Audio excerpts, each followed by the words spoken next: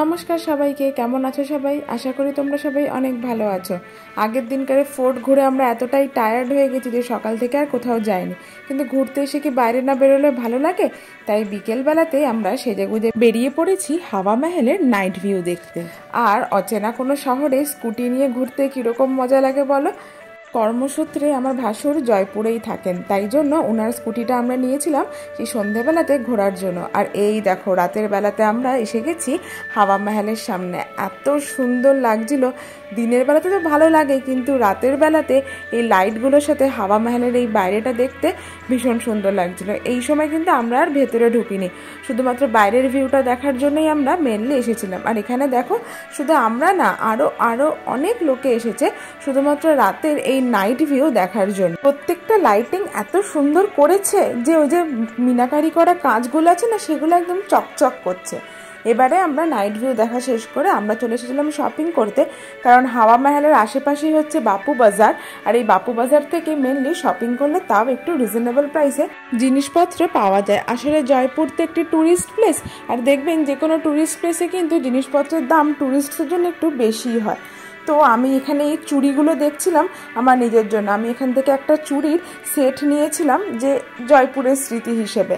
আর তারপরে আমার মায়ের জন্য, আমাদের নিজের দিল্লির বাড়ির জন্য কিছু টুকটাক শোপিসও আমরা এখান থেকে কিনেছিলাম। এই হাতিগুলো দেখুন, এত সুন্দর লাগছিল এই দোকানটাতে। এত সুন্দর সুন্দর শোপিস, তারপরে গয়না ছিল যে কি বলবো।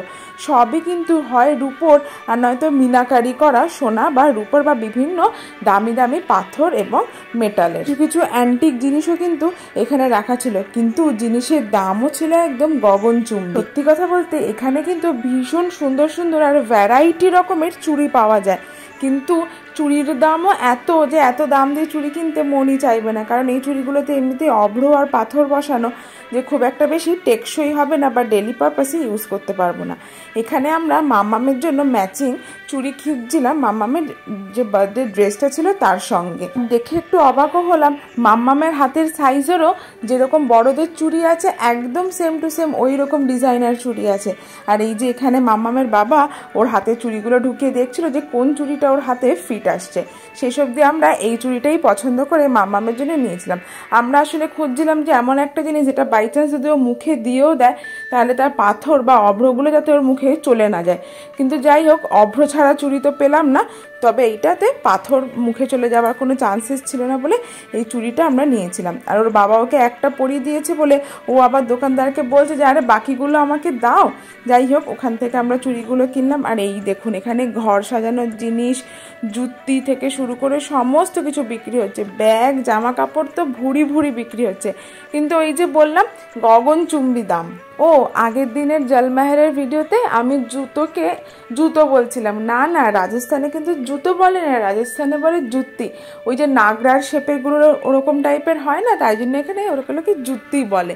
যাই হোক, হাওয়া মহলকে শেষবারের মতো দেখে, কারণ আমরা আর এই দিকটায় আসবো না, এবার আমরা অন্যদিকে ঘুরতে যাব।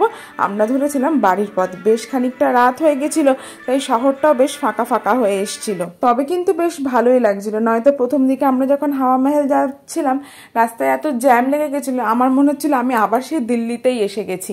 কিন্তু ফেরার সময়তে রাস্তাটা ফাঁকা ফাঁকা হওয়াতে বেশ ফুরফুরে হাওয়া লাগছিল, আর খালি খালি জন্য দেখতেও ভালো লাগছিল শহরটাকে।